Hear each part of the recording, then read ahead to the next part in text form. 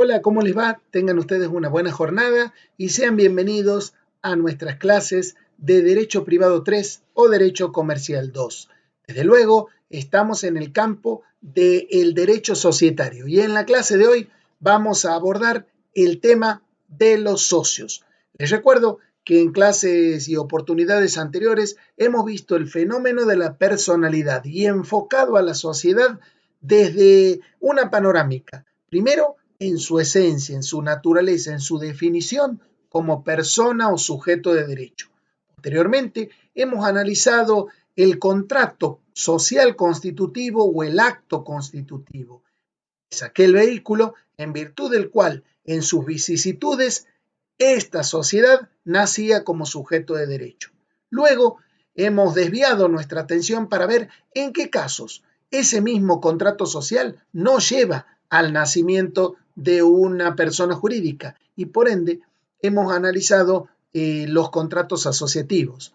En clase pasada hemos visto lo que significa las sociedades de la sección cuarta, que antes de la reforma del 2015 era la sección destinada a las sociedades irregulares o de hecho. Y hoy les toca el turno entonces a los protagonistas, a aquellas personas, humanas o jurídicas, que le dan nacimiento a la sociedad, los socios.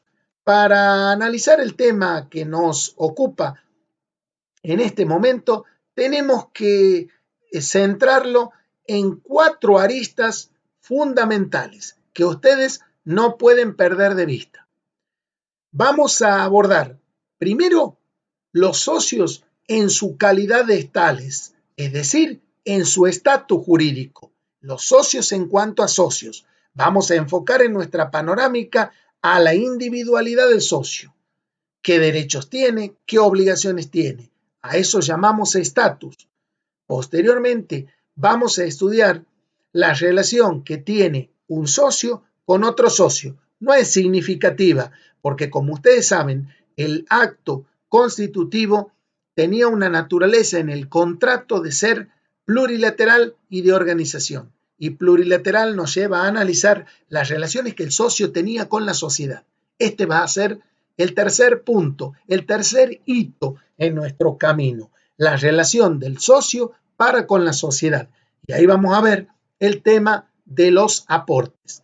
Y en cuarto y último término, vamos a analizar qué relación hay entre el socio y los terceros. Ahí definiremos a qué terceros nos estamos refiriendo. Terceros que contratan con la sociedad y o terceros acreedores de los socios. Comenzamos entonces nuestro análisis. Sabemos que los socios de una sociedad pueden ser personas físicas o humanas, como lo llama el Código Civil y Comercial, o bien pueden tratarse de socios que a su vez son personas jurídicas.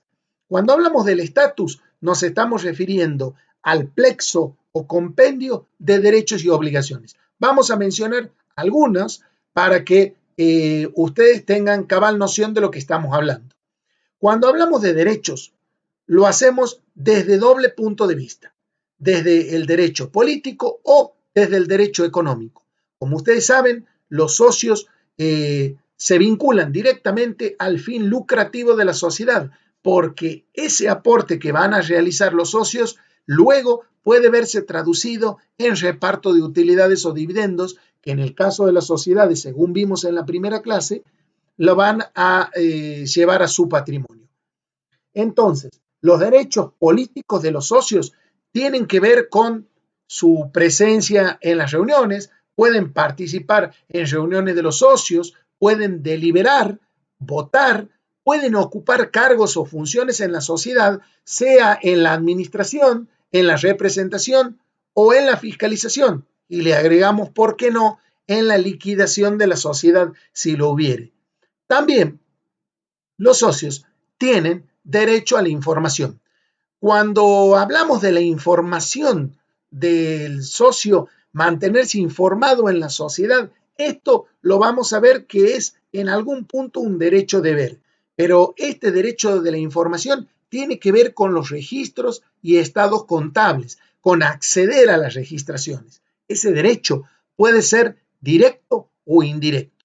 En algunos tipos sociales, es decir, sociedades por parte de interés o aquellas sociedades por acciones donde no tenga sindicatura u órgano de fiscalización, al socio le está permitido y tiene derecho para acceder directamente a los estados contables y a los registros. Y es entonces como puede pedir un libro IVA compras de tal año, IVA ventas, un diario o un balance, un inventario, una posición de IVA.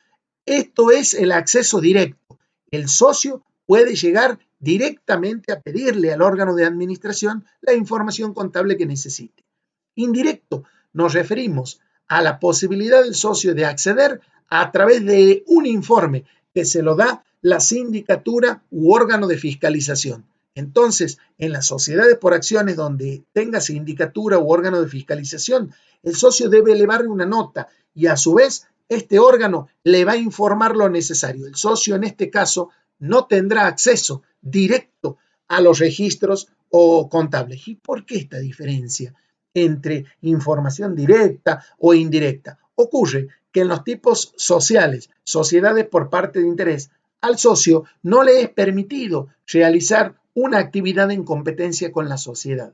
Ejemplo, si la sociedad se dedica a una panadería, el socio no puede tener de su propiedad una panadería, mientras que en las sociedades por acciones, en una sociedad anónima, por ejemplo, esta prohibición no está contenida en la ley. Entonces el socio puede realizar actividad en competencia con la sociedad y para ello, entonces, o por ello le está vedado el derecho directo a la información, porque la ley supone que esta información puede ser utilizada estratégicamente para sus negocios. El socio además tiene otros derechos políticos que es, por ejemplo, el derecho de receso. Atención la palabra, receso. No es rescisión ni recesión, receso. Es el derecho del socio en algunos ítems o en algunos puntos generalmente estructurales que no esté de acuerdo con la mayoría, tiene derecho de receso, es decir,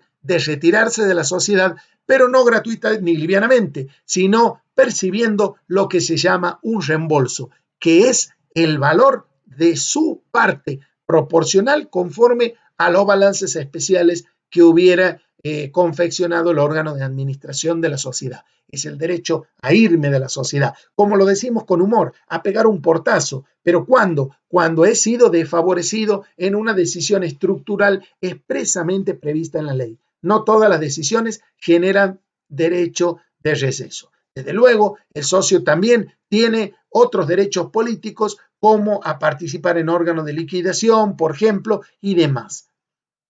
Derechos económicos. Principalmente tiene derechos económicos vinculados con el reparto de utilidad, pero si se aumenta el capital, desde luego tendrá derecho a la suscripción preferente en el caso de las acciones. Si se aumenta el capital, el accionista tendrá derecho a que le ofrezcan a él el tal aumento de capital. También tiene derecho al dividendo proporcional, es decir, al reparto, si es que se cumplen algunas condiciones. Por ejemplo, si la sociedad en el ejercicio obtiene ganancias, estas ganancias, si son líquidas y realizadas, si se encuentran a disposición, si se han deducido previamente las reservas, quebrantos anteriores, honorarios, el socio tiene derecho al reparto. O bien tiene derecho a no repartir y a capitalizar, o también puede, si así lo considera, reservar en la cuenta resultados no asignados. Esto tiene que ver con sus derechos económicos. ¿Y cuáles son las obligaciones del socio?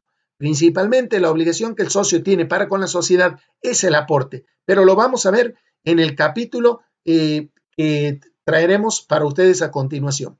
Entonces, hasta aquí hemos analizado la primera estación del socio, es su estatus, el conjunto de derechos y obligaciones que tiene el socio en su condición de tal, de socio. Vamos a ver ahora una serie de situaciones que nos plantea la Ley General de Sociedades en cuanto a la relación de un socio con otros socios. Recordemos que es un tema secundario porque el socio no se vincula principalmente con otros, se vincula con la sociedad por la naturaleza plurilateral de su contrato. Y entonces tendremos que ver que las sociedades que antes se llamaba entre esposos, hoy se llama entre cónyuges, se refiere principalmente a que hoy, a partir del 2015, no existe una veda o un tipo social determinado y los cónyuges, es decir, las personas del mismo o de distinto sexo unidas por el matrimonio civil, pueden constituir entre sí sociedades de cualquier tipo. Así lo dice hoy la Ley General de Sociedades. Incluso pueden constituir entre sí las sociedades que vimos en clase pasada, de la sección cuarta de la ley, sin ningún tipo de interdicción, cualquier tipo de sociedades. Luego tenemos el caso de los herederos menores, incapaces o con capacidad restringida. Y es que si fallecido el causante hubiera participado en una sociedad y en esa sociedad los bienes o las cuotas estuvieran en indivisión forzosa, no se pudieran dividir, la ley le ordena, en el caso de que tenga este causante que hubiera sido socio en una sociedad, que tenga herederos menores o bien incapaces o con capacidad restringida, que para el reparto de la herencia tienen que constituir con el resto de los herederos una sociedad con responsabilidad limitada. La ley no dice de sociedad de responsabilidad limitada. Atención, no te habla de una SRL, te habla una sociedad con responsabilidad limitada, que bien podría ser el caso de una sociedad anónima o de una parte comanditaria en la sociedad comandita por acciones. Los herederos menores así constituirán, junto con los mayores, con los capaces, una sociedad con responsabilidad limitada que habrá de crearla o constituirla por ante el juez de la sucesión. Y es a partir de aquí que pueden recibir con sus cuotas o con su grado de participación los bienes que le corresponde del acervo hereditario. Y si hubiere colisión de intereses entre los herederos y menores y sus curadores o representantes, entonces habrá de primar en esta colisión las disposiciones que nosotros hemos estudiado en el tema de la representación. Vamos al tema de las sociedades por acciones.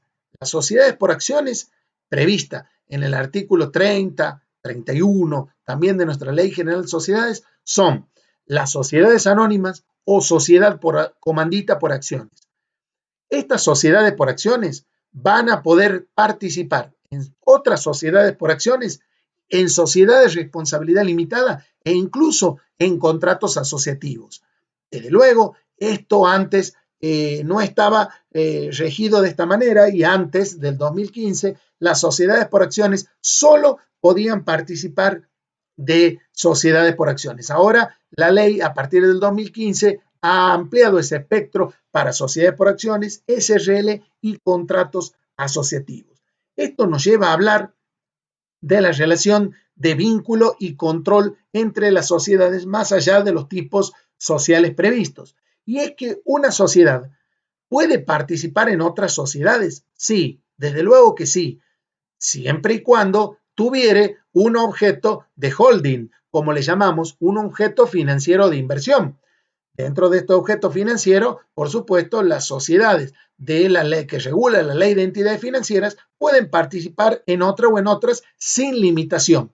Pero cuando su objeto no sea exclusivamente financiero de inversión, exclusivamente de holding, como lo expresa el artículo 30, su participación en otra tiene que estar limitada. ¿Y cuáles son los límites de su participación en otra? Y está dado por las reservas libres, está dado por las reservas legales y está dado, por supuesto, por su capital social. Y desde luego, si yo, sociedad, persona jurídica, quiero participar en otra, la medida de mi participación no puede exceder mis reservas libres, tampoco puede exceder la mitad de mi capital social y de mis reservas legales, porque si excede la mitad, se deben vender o transferir esas participaciones en el término de 6 meses. Y si no se lo hace, se pierden los derechos políticos y económicos por esas acciones o por esa participación que se ha adquirido fuera del límite previsto.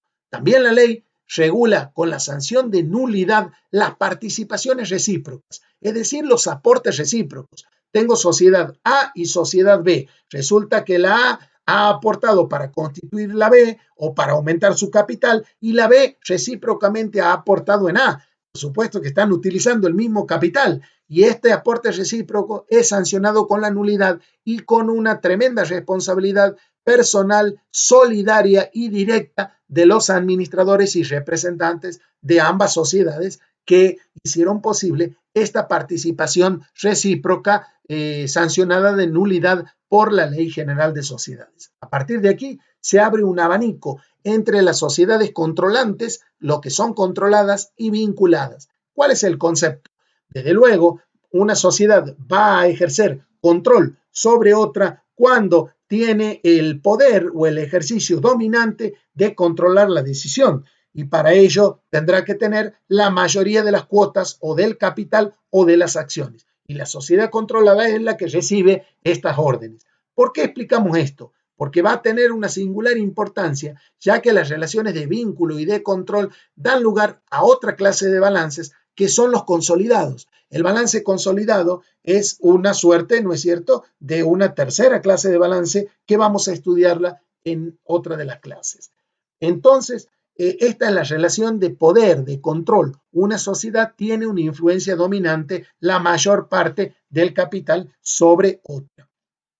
También tenemos la relación de vínculo y la relación de vínculo significa que una sociedad tenga más de un 10% del capital en otra, pero si tuviere o llegare a tener el 25%, debe comunicarlo a la sociedad. Es decir, que hablamos una participación en el vínculo de mayor del 10% sobre el capital y de menor al 25%.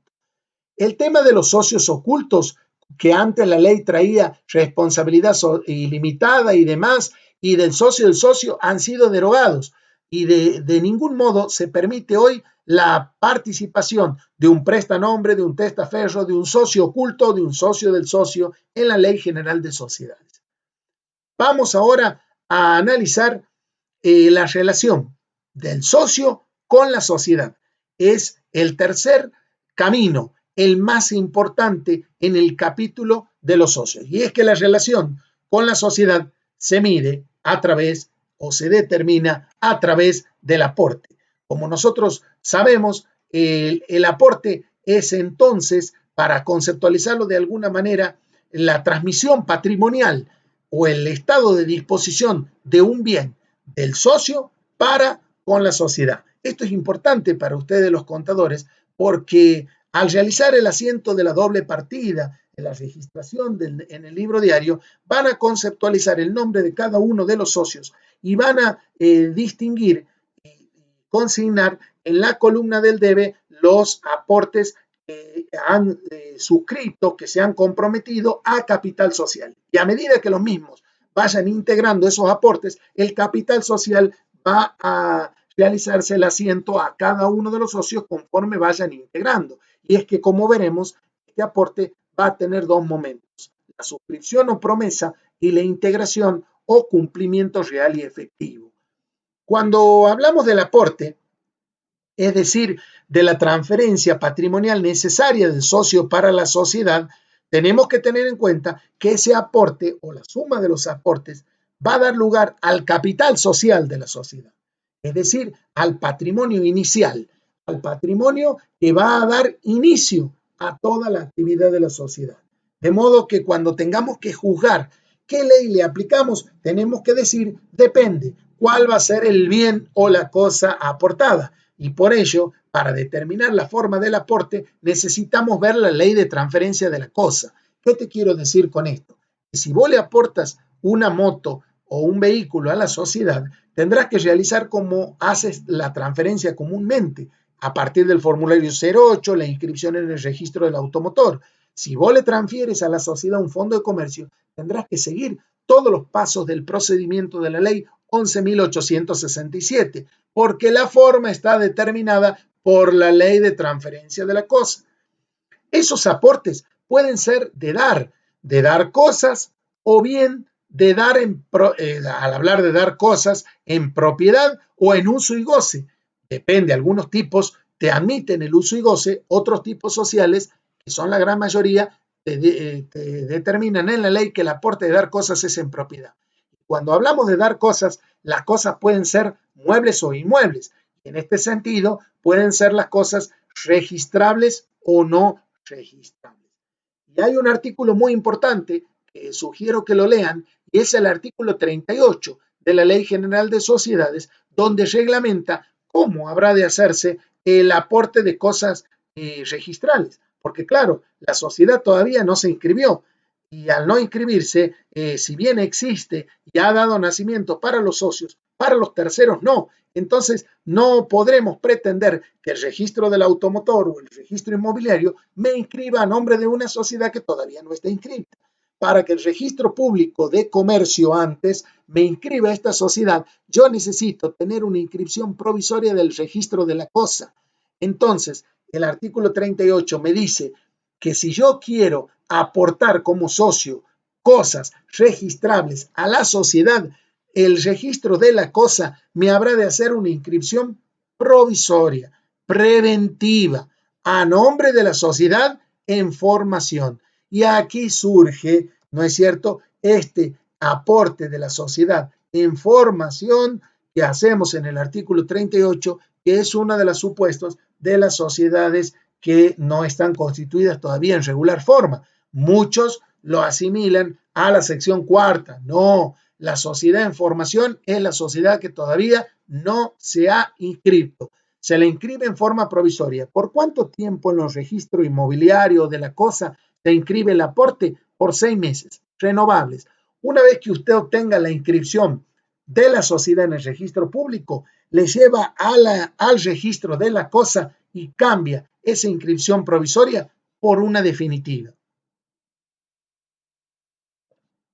Esto es lo que habla del artículo 38, cómo debemos realizar la inscripción del aporte de cosas registrables. Y como les decía en su momento, hay dos tiempos distintos o dos momentos en cuanto al aporte, la suscripción y la integración. Desde luego, la suscripción es la promesa. Volvemos atrás para que ustedes vean, es la promesa que el socio le hace a la sociedad. Esa promesa que le va a aportar tanto por ciento, en qué bien o cuál es la naturaleza, se hace al 100% al momento de la constitución. Es decir, cuando el socio firma el contrato social, debe suscribir totalmente el capital. Todos los socios suscriben su aporte. Pero la promesa de la integración, esa promesa que era la suscripción, se tiene que cumplir. ¿Y cómo se integra? Depende del bien aportar. Si usted lo que ha prometido es aporte en especie, es decir, cosas, esa integración se hace al 100%, pero no al momento de la firma del contrato, sino al momento de la inscripción en el registro público del contrato social, es decir, un tiempo después. Si usted lo que ha prometido, ha suscrito un capital en dinero efectivo, esa integración o efectivización puede hacerla tomándose un tiempo. Es decir, la ley le exige una integración mínima de lo que usted ha suscrito del 25% al momento de la integración y el 75% restante dentro de los 2 años a partir del momento de la inscripción. ¿Qué más se puede aportar? Además de dinero, además de cosas, muebles o inmuebles, registrables o no registrables, se pueden aportar créditos, es decir, relaciones crediticias que un socio pueda tener con un tercero. Yo le puedo aportar a la sociedad un pagaré, una letra de cambio, un cheque.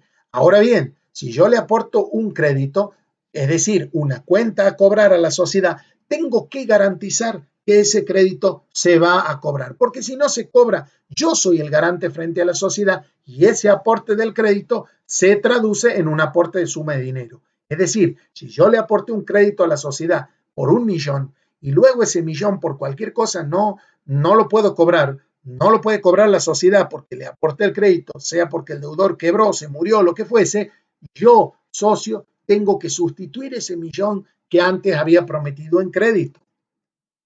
También, ¿no es cierto?, puedo aportar, como lo estamos viendo en pantalla, derechos, salvo algunos derechos fundamentales. Puedo aportar un fondo de comercio. Como ustedes saben, era cuando lo vimos en la unidad pertinente, es el conjunto heterogéneo de bienes. Y tenemos una ley de transferencia de fondo de comercio a la que tenemos que observar si el socio quiere aportar esta universalidad a la sociedad.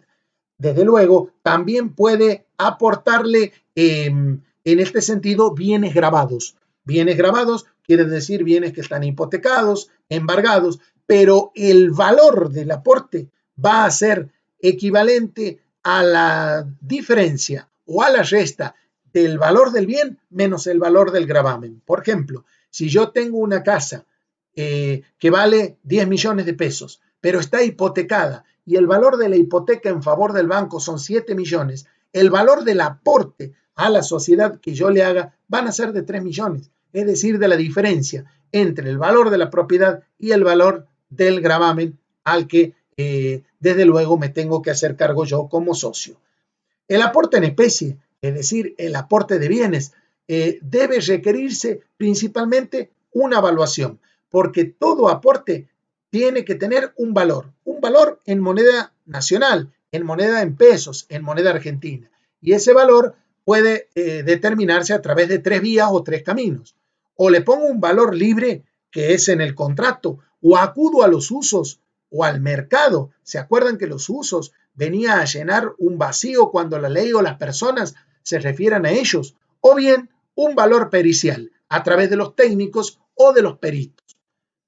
La forma de evaluación más segura, desde luego, es la del perito, no la del contrato o la de los usos, porque cuando yo le pido al juez de comercio que me nombre un perito, es decir, un técnico que entiende de evaluación, esta forma de evaluación del bien me pone a buen resguardo de cualquier impugnación que me puedan realizar socios o terceros. El valor del aporte se impugna, por supuesto, lo pueden impugnar socios o terceros en lo que se llama sobrevaluación de los aportes en especie, porque yo puedo poner que aporto un tractor y que ese tractor vale 20 millones, pero si un perito me dice, no señor, vale menos, entonces esa evaluación está cubierta ante cualquier impugnación en ese sentido.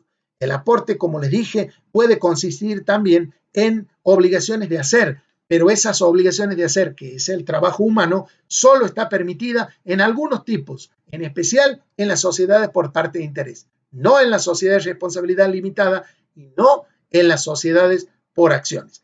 Desde luego que este tema de la relación del socio con la sociedad y el tema de los aportes nos tiene que llevar a hablar de otro tema que no está en la proyección, pero que les quiero explicar. Por ejemplo, la mora en el aporte. ¿Qué hacer cuando un socio prometió aportar un bien en especie o dinero y se demoró en la integración? No pudo hacerlo. Está en mora con la sociedad.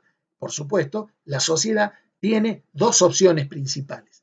La primera es excluirlo al socio y la segunda es exigir su cumplimiento, es decir, exigir el cumplimiento del aporte en mora con malos daños y perjuicios. Desde luego, el socio entonces podrá ser excluido, pero no en todos los tipos sociales, porque en las sociedades por acciones, por ejemplo en la anónima, no hay exclusión de socios. Y en este sentido, cuando el socio incurre en mora, en el aporte, el socio perderá los derechos de las acciones en mora, es decir, perderá los derechos de su parte que esté demorada o esté retardada en cumplimiento. Ahora bien, el socio le debe a la sociedad garantía de saneamiento. Esto lo estudiamos en privado 2 o en comercial 1. Quiere decir que el socio responde frente a la sociedad por evicción y vicios redimitorios del aporte que le realiza. Es como un contrato de compraventa, porque así lo van a ver ustedes en impuestos. Es una compraventa en virtud del cual el socio le hace un aporte a la sociedad y a cambio la sociedad le da participación. Y esa participación se traduce en derechos políticos y económicos. En este sentido, el vendedor le debe saneamiento, garantía de evicción y de vicios redimitorios. Desde luego, si yo le transmito a la sociedad un bien que dije que era mío, pero que no es mío, debo responder por evicción. O si le transmití a la sociedad un bien que dije que era libre, pero que en realidad es robado o es perdido, entonces la sociedad estará privada de utilizar los bienes aportados. Y en este sentido, estoy garantizando por evicción. Si yo le he transferido a la sociedad un bien que digo que anda en perfectas condiciones, pero que tiene un vicio oculto, que de haber conocido el administrador de la sociedad no hubiera aceptado el aporte, estoy respondiendo por vicios ocultos o vicios redivitorios. En este caso, ¿qué puede hacer la sociedad? Cuando un bien es evicto o con vicios, lo puede excluir al socio. Excluir o exigirle que el socio, en este sentido, aporte el valor del bien en el cumplimiento. Señor, usted venga, no lo excluimos, pero le damos el valor. Ojo, en las sociedades por acciones no hay exclusión y lo que se hace en lugar de exclusión es suspender el ejercicio de los derechos de las acciones evictas. ¿El socio puede evitar en este caso la exclusión? Por supuesto. ¿Cómo? Ofreciendo sustituir ese bien por otro de la misma calidad, cantidad, especie y valor. Vamos ahora a la última parte del tema de los socios, es decir, a la relación entre el socio y los terceros que contratan con la sociedad. Atención aquí. Primero, tenemos que hablar de que hay dos clases de terceros. Uno son los terceros que ustedes ven en pantalla, el acreedor de la sociedad. Pero hay otros terceros que no tienen nada que ver con la sociedad, pero son acreedores del socio y a lo mejor quieran embargar su parte si es que el socio no cumple con ellos. Por ejemplo, si usted fue a una casa de electrodomésticos, sacó una computadora, una notebook, una licuadora y no la pagó, el acreedor tiene derecho a ir contra sus bienes, contra su patrimonio. Ahora bien, si usted ese patrimonio tiene que hacer un raconto, un inventario, entre ese patrimonio está la participación que usted tiene en la sociedad. Esa participación, ¿es embargable o no? Eso lo vamos a ver ahora, a continuación.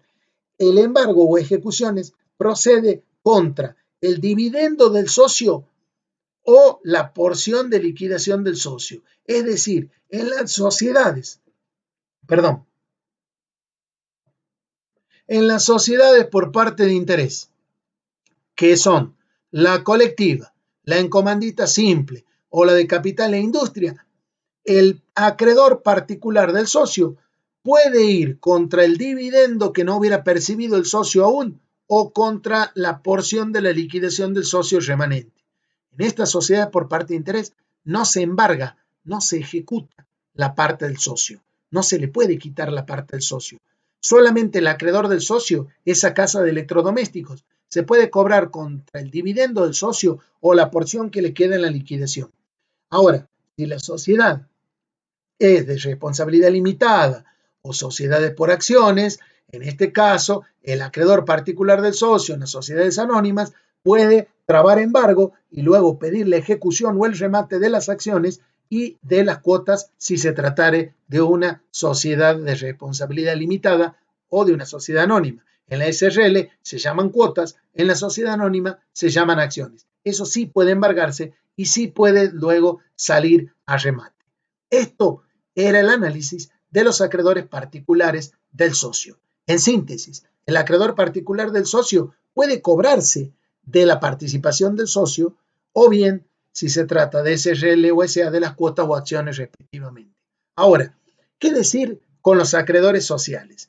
Y la ley nos dice que el valor de la sentencia emitida por un juez contra la sociedad va a tener efecto de cosa juzgada contra los socios. Es decir, que el acreedor social que le inicia juicio a la sociedad y luego determina la responsabilidad del socio, no hace falta que inicie dos juicios, simplemente inicia juicio contra la sociedad y esa sentencia ya tiene el valor definitivo para con el socio, aunque no lo hubiera demandado el socio, pero la responsabilidad del socio va a variar de acuerdo a cuál fue el tipo social que hubiera elegido.